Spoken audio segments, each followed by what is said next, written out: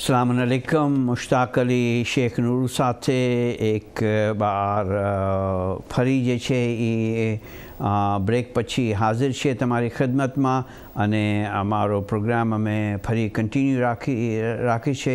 હવે હું તમને બ્રીફલી કહીશ કે જે પહેલા હાફમાં ઇસ્લામિક એટિકેટ્સનું બતાડેલું કે ભાઈ આપણા પ્રોફેટ સલ્લલ્લાહુ અલૈહિ વસલ્લમ અને આપણા એમાં એ બધાએ એમ્ફસિસ એની પર આપી છે કે તમે જે છે એ જઈને હલાલ રોજી માટે ઘરથી બહાર નીકળો અને કમાઓ અને રોજી ગોતો. ભલે તમારી પાસે પૈસા હોય તો એમ નહીં કે એની બાવજૂદ તમે એમ નહીં કે ઘરે બેઠા રહ્યો અને તમારો ટાઈમ જે છે એ ખરાબ કરો. So it's best to go out અને પોતાની ડિગ્નિટી માટે પોતાના ઓનર માટે તમે ઘરેથી નીકળો અને જે છે એ હલાલ રોજી માટે તમે જદ્દોજહેદ કરો. સાથે સાથે શેખે એની પર ભાઈ એમ્ફસિસ આપી કે ભાઈ આપણને જે છે એ જે કમાણી કરવી હોય કોઈ બી આપણું બિઝનેસ હોય તો એમાં નિયત આપણી જે છે એ સારી હોવી જોઈએ અને નિયત સારી હશે તો ઇન્શાઅલ્લાહ અલ્લાહ તાલા બી આપણને એ રોજીમાં બરકત નાખશે. પણ પછી at the end of the day જે દિવસ ખતમ થઈ જાય માણસ કોઈ લેબરર હોય દિવસના વેજીસમાં કામ કરતો હોય યા વીકલી વેજીસમાં કામ કરતો હોય મંથલી વેજીસમાં કામ કરતો હોય યા બિઝનેસ કરતો હોય કોઈ માલ લઈને વેચતો હોય કોઈ સર્વિસીસ આપતો હોય સો એન્ડ સો ફોર્થ તો એને પછી સાચી નિયતથી કામ કરવું અને જે એને રિટર્ન મળે એ રિટર્નમાં જે છે at the end of the day એ હેપી હોવો જોઈએ કે મને અલ્લાહ તાલાએ આ રિટર્ન આપ્યો તો હું ખુશ છું અને એ ખુશ થાય તો that is known as containment કે ભાઈ એનું દિલ જે છે એ રાજી રહે. એ એમાં મીન મેખ ન નીકાળે કે હા મને તો આ મહિનામાં જે છે એ 5,000ની આશા હતી અને મેં 2,000 જ કમાયા તો આ કાંઈ નથી મળી નહીં. That is totally wrong.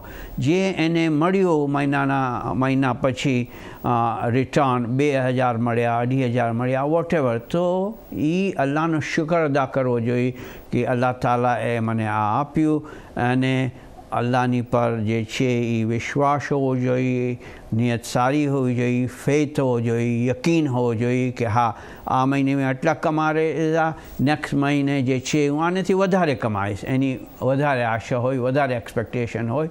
પણ અલ્લાહનો શુક્ર હર હાલમાં અદા કરવો જોઈએ અને બીજાની તરફ ન જવું જોઈએ કે આવલા માણસો તો કાંઈ મહેનત નથી કરતો ઘરે બેઠો છે તો 4,000 પાઉન્ડ કમાવે છે 5,000 પાઉન્ડ કમાવે અમે આટલી મહેનત કરી છે. That is totally wrong. એ વસ્તુ ઠીક નથી બિકોઝ કે તમે બીજાના માણસના સર્કમસ્ટાન્સીસ તમને શું ખબર કે એનું બિઝનેસ શું છે એનો અનુભવ કેટલો છે એનું કેટલું ઇન્વેસ્ટમેન્ટ કર્યું છે. તમે તમારા રિસોર્સિસને જુઓ અને તમને જે અલ્લાહ તાલા આપે છે એની પર તમે જે છે એની પર એનાથી તમે ખુશ રહો. અને એની પછી શેખે એની પર બી જોર નાખ્યું કે તમે બિઝનેસ મિટિંગમાં બેઠા હોય વેપારી સાથે બેઠા હોય તો જે છે એ નકામું કસમું ખાવી અને સ્વેર કરવું કે આ ખુદાની કસમ હું તે આમ થઈ ગયું અને આ મારી માની કસમ ને આની કસમ એ બધું જે છે એ બી શેખે કીધેલું કે એ સાચું નથી.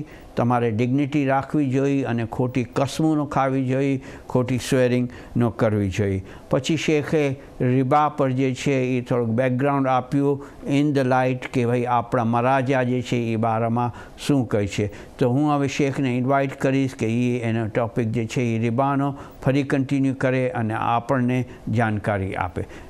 Okay, Sheikh, please carry on with what we were discussing before the break. Thank you so much. And Bismillahir Rahmanir Rahim once again.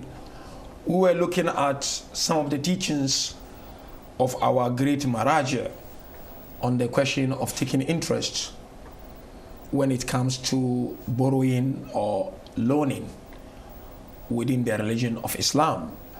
And of course, for us to be able to empower ourselves and to take our businesses to next level, or to be able to buy a house for ourselves, our families, and to be able to take our children to school. Now, the first question we looked at was the question regarding the permissibility of taking interest from a non-Muslim bank, which according to our Maraji, there is nothing wrong with that. Once you are offered that interest, there is nothing wrong for you to take that interest. However, if you as a person feels that you don't want to take the interest, then it's your prerogative.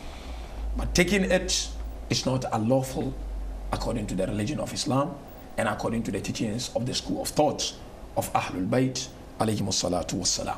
Now we go to the next question, which is also a very interesting question for all of us as we live in this global village. The question is, if I know that the bank will give me interest, I know, even without stipulating the conditions, I know they will give me interest without going sit there and negotiate, like sometimes you negotiate your interest. Yeah. If you want to give like fixed deposit money, you negotiate your interest. And you find banks compete with each other. So somebody will tell you this one, they will give you good rate, and those one will give you. So people start to go to different banks. So now the question is, if I know that the bank will give me interest even without stipulating the conditions, is it permissible for me to deposit in a savings account that takes the form of a term deposit? That is fixed deposit.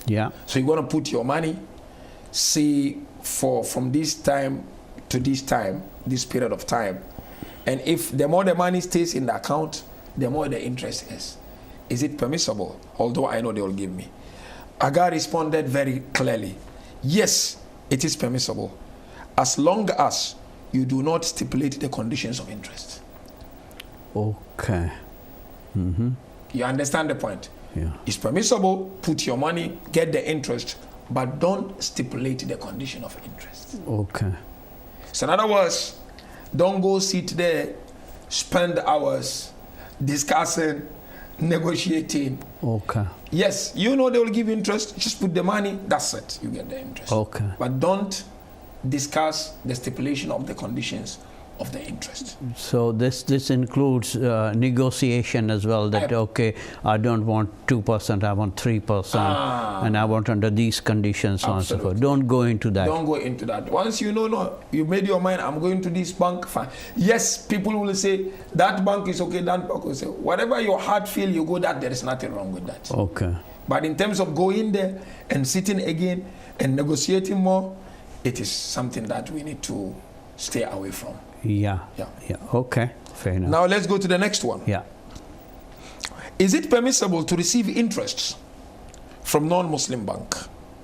What about taking loan with interest? Is it permissible? More or less like the first question, but this is a bit detailed.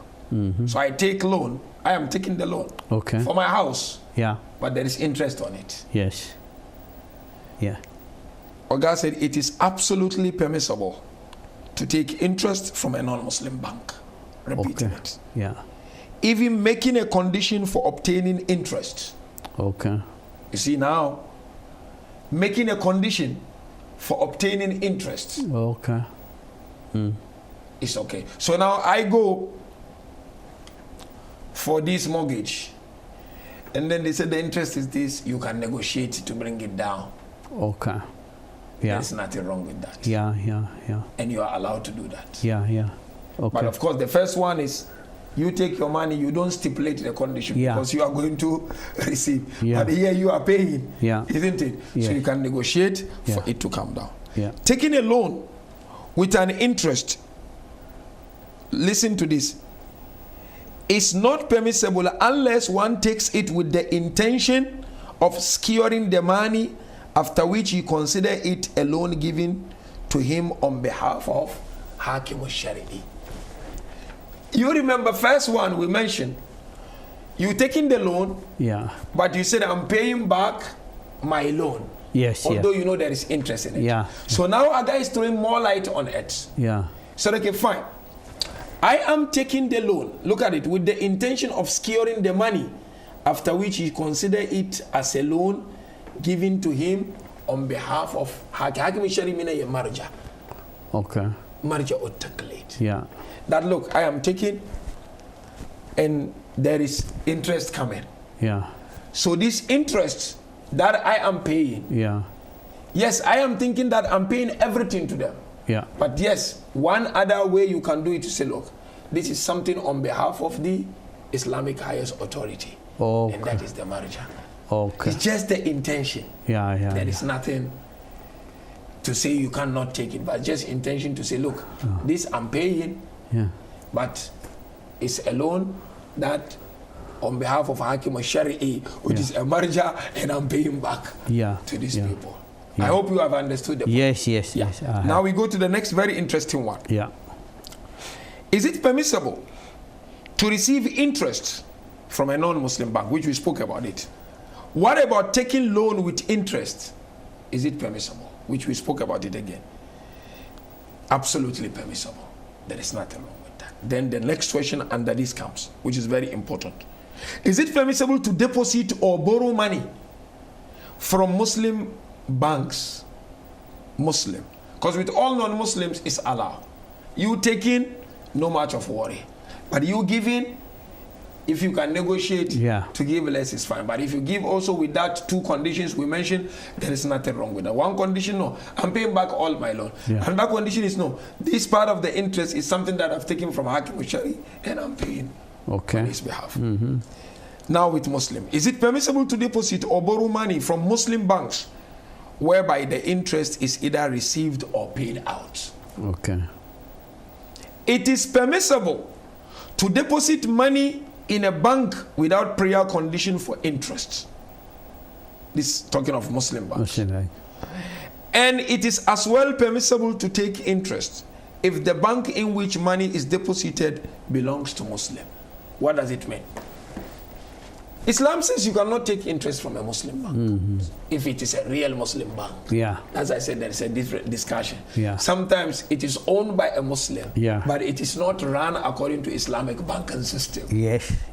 So these are two different things. Yes. But so if it is owned by a Muslim and run by Islamic system, Yeah. can I take interest from them? If they give you without you asking. Okay. You don't know. Yeah. Deposit, you see interest, no problem. Okay. But with the non-Muslim, you're going, you know you will get the interest. Yeah. But this one you don't know. Yeah. The money comes, interest in, there is nothing wrong with that. You are allowed to take. Okay. There is nothing wrong. Okay.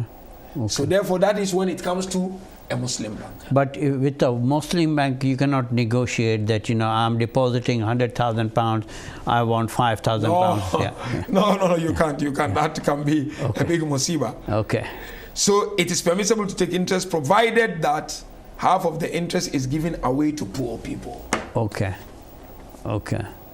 So from a Muslim bank you take, but half of it, or even all, some give all, goes to poor people. Okay. But that's the condition, at least half of it. Yes. So if you're not going to give it to poor people, so there is no point to even go for it. Once you see it, you take it back to them, you give them. Okay. Although I know the general Muslims who don't take interest at all. Okay, yeah. What they do, they tell the bank, you take the money. So in short, are we allowed to go to bank for a loan, for mortgage, and pay interest? Yes, we are allowed. But you pay that interest with the intention that I'm just paying back my loan. Yeah. Or with the intention that, look, this is something I've taken from Marja, Hakim al-Shari, and I'm giving it back to them. Okay. That's mine. Okay. No. Are we allowed to pay interest? Because I've taken something, I'm paying interest. This is not mortgage. Anything. Better education for business, yes. You are allowed to do that with the same condition that I'm paying back all the loan. The third one is, are we allowed to take interest ourselves? Put my money there in fixed deposit, long-term investment. Am I allowed to take from non-Muslim banks? Yes, I'm allowed to take. There is nothing wrong with that. But we should try to refrain from negotiating the interest and stipulating there conditions of it. Okay. Yeah. Okay. Okay, excellent. Just one major question which comes to mind is that a lot of people say that in Quran it's stated that riba is haram. True. And it's like eating flesh of your brother or something like that. True. So how would you differentiate here? We have discussed interest in detail. So how would you differentiate between the two? The ayah is clear. I even quoted the ayah, but that's one of the ayat in the Quran which is talking about riba. Where Allah says, Ahallallahu al-bay'a wa harrama riba. Allah made transactions lawful and made riba haram, unlawful actually. No doubt these questions often come, but Quran is clear. And why are we taking it? Yeah. I said, Mu'mineen and brothers and sisters need to understand the context within which these verses were revealed and explained. Okay. This was within the context of Islamic states. Yeah. Within the context of the times of our beloved Prophet. Yeah. Within the context of looking at, if you take riba from this person and that person who is a Muslim during the lifetime of the Prophet, then the economy of the individual Muslims then will be low. It will go down. Okay, yes. So the ayah is looking at that perspective. Okay, okay, okay. It's not looking at general. That is, of course, based on the teachings of Ahlul Bayt. Other Muslims is a different ballgame. The way our beloved Sunni brothers and sisters look at it is different. But according to the teachings that we get from all our marja, this ayah or these verses are talking about the interest between Muslims, not interest between Muslims and non-Muslims. Okay. So we need to be able to do it. That is why I said it's not absolute. And and also it, if I have understood correctly, it establishes the relationship between Muslims from one person and another person. Absolutely, absolutely. Yeah. Because when our beloved prophets and our imams began the establishment of Islam in the holy city of Mecca and Medina, it was all Muslims and it was Islamic states, and to strengthen that brotherhood between Muslims and to be able to spread the message of Islam during that time, because that was the beginning and the inception of Islam. Hence, definitely we have these laws. But otherwise, between Muslim and non-Muslim, there's no problem. I'll give an example. If you tell me that no, it's not allowed, then how are people going to live their life in this day and age? It's very difficult. Because if you look at the financial system of the world, you can't carry money like the way it used to be in the olden days. Everything has to be through bank. And for you to be able to get that lump sum to come and buy, it's not easy. It's only a handful who are blessed to have that money. And even when they pull that money to buy, they get a lot of thousands of questions from the financial institutions for them to answer. So the nature of the world in such a way that it's not easy to get lump sum. So therefore I feel our school of thought always goes with time. It goes hand in hand with the requirement of time. So hence if you look at these teachings, it makes very clear, because today I go to bank, even if I want to take like £1,000, there will be interest rate. Am I going to say I'm not going to take it? Today, most of us, if our parents did not go to bank, we are not going to even be educated. True.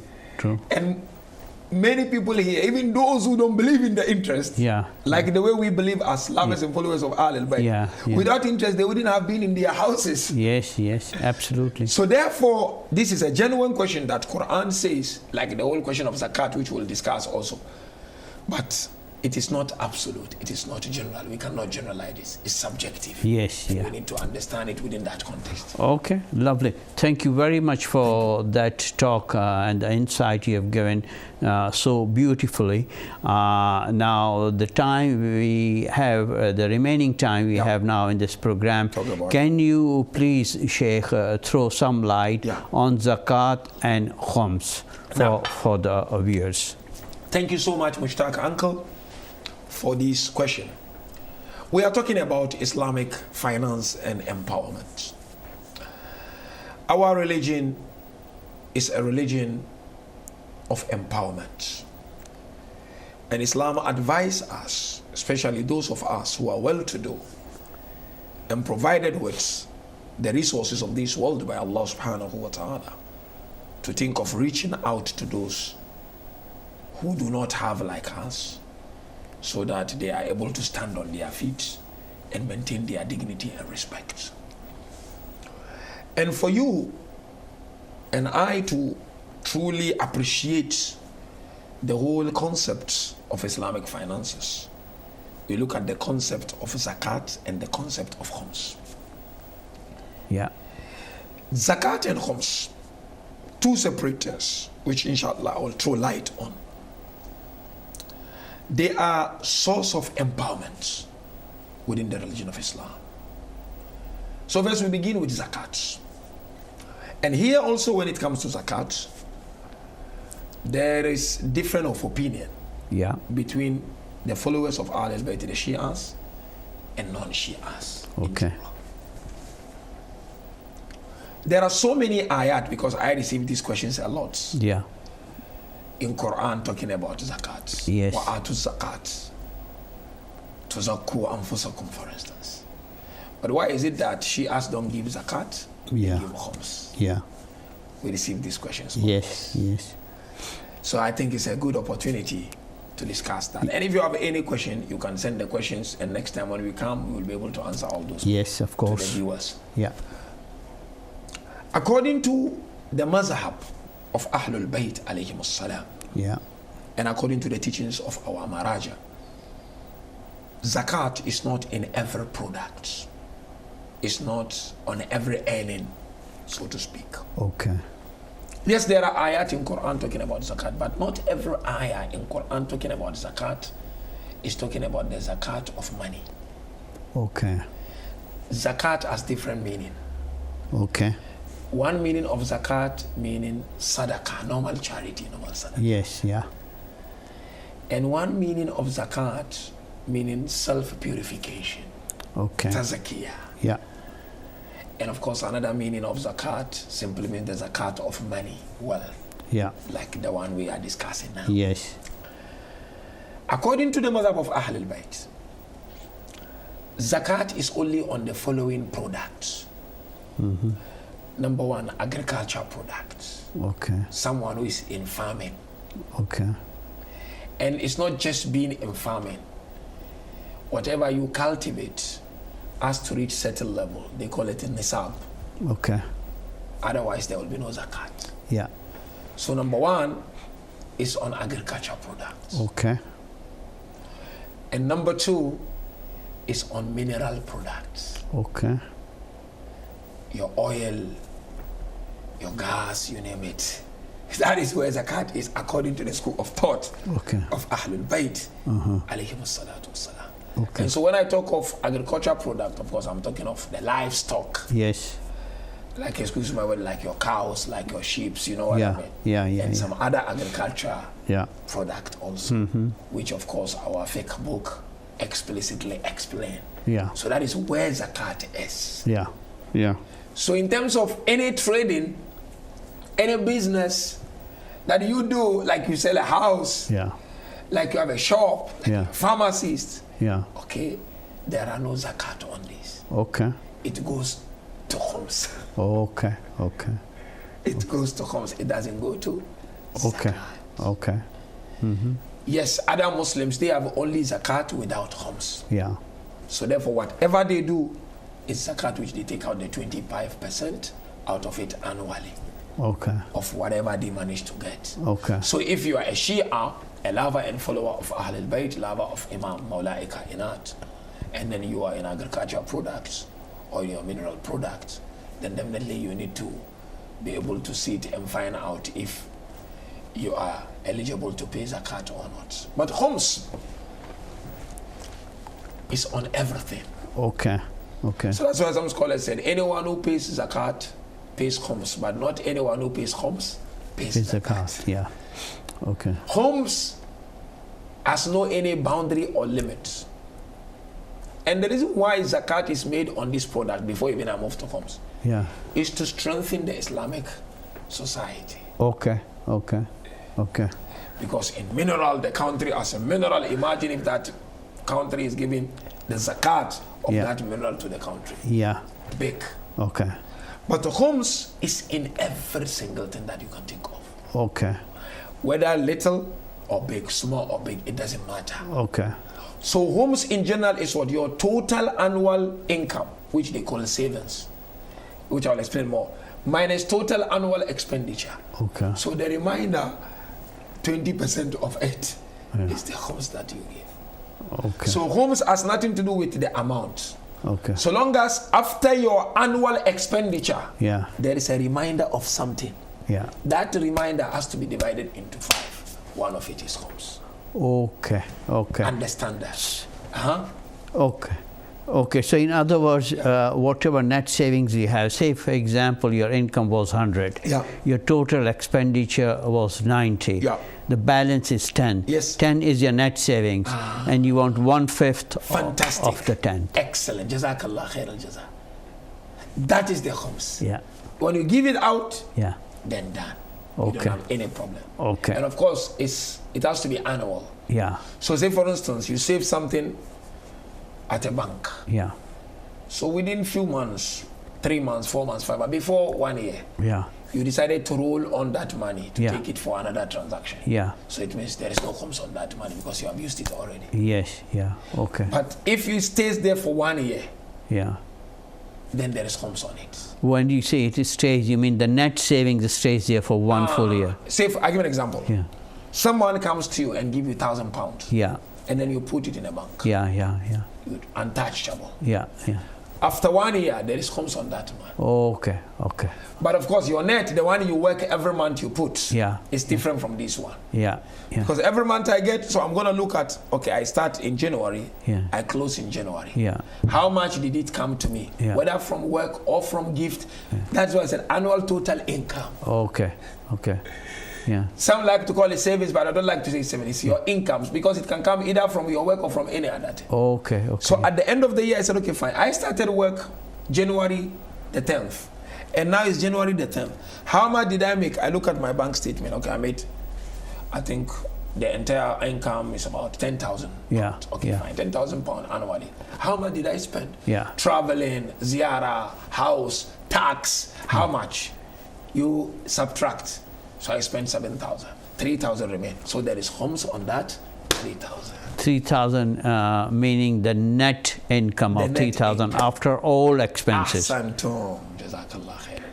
Excellent. So that is where the Khums is. So therefore, even if the remainder is £1, Yeah. no problem, there is Khums on it. Okay. 20 pence. 20 pence. Okay. Great. It doesn't matter how much it is. Yeah. It's the barakah which is involved in it. Yeah.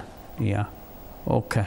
Yeah. Okay, so that's excellent, Sheikh, and I think we are now coming to a close now. Yeah. So I would thank you very much for coming in my program. Great pleasure. You have been tremendous, and in spite of your very, very busy schedule, it's a pleasure. you've taken time to come in, and you have honored me and the Hidayat TV. So I'm ever so grateful to Almighty God and to you as well. Inshallah. And I hope that I'll be able to invite you in future, and you'll find time to come and attend my program, and I'm personally very, very grateful to you. Thank you so much, Haji Mushtaq, for inviting me. This is a great pleasure whenever there is an opportunity to serve the cause of Ahlul Bayt alayhimus salam.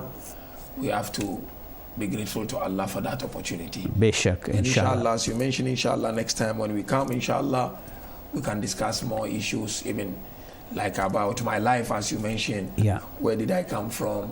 How did I end up here? What difficulties we went through? So inshallah, next time we can discuss so that our youth will also take some lessons Yes, and of course. inspirations from this, inshallah. Thank you, Sheikh. You are really a source of great inspiration for all the Muslims and for Shias the world over. હવે નાઝરીન જે છે એ આજનો આપણો programme આપણે ખુશકિસ્મત છે કે શેખ નૂરુ આપણા પ્રોગ્રામમાં આવેલ હતા અને આટલા ઇમ્પોર્ટન્ટ ટોપિક્સ પર શેખ નૂરુ એ પોતાના ખ્યાલાત જે છે એ આપણને આપ્યા અને જે છે એ કુરાન અને સુન્નાની રોશનીમાં ઘણા દલાઇલ બી આપેલા. અનફોર્ચ્યુનેટલી હવે ટાઈમ જે છે એ મારા પ્રોગ્રામનો ખતમ થઈ રહ્યો છે, તો આખિરમાં હું અલ્લાહ તાલાનો શુક્ર અદા કરું છું કે અલ્લાહ તાલાએ મને આ મોકો આપ્યો કે હું આ પ્રોગ્રામ કરું. અને સાથે સાથે હું હિદાયત ટીવીનો બી બહુ આભારી છું કે હિદાયત ટીવીએ મને આ ઓપોર્ચ્યુનિટી આપી અને બધા જે સ્ટાફ છે હિદાયત ટીવીમાં એ લોકોનો બી આભારી છું કે એને એ લોકો જે છે એ આટલી મહેનત કરી મારા પ્રોગ્રામને પછવાડે અને આ આખી દુનિયામાં આ પ્રોગ્રામ ઇન્શાલ્લાહ પહોંચાડશે. તમે મને જે છે એ પોતાનો ફીડબેક જરૂર આપજો અને ત્યાર સુધી મને રજા આપો. અસ્સલામુ અલૈકુમ. વાલેકુમ અસ્સલામ.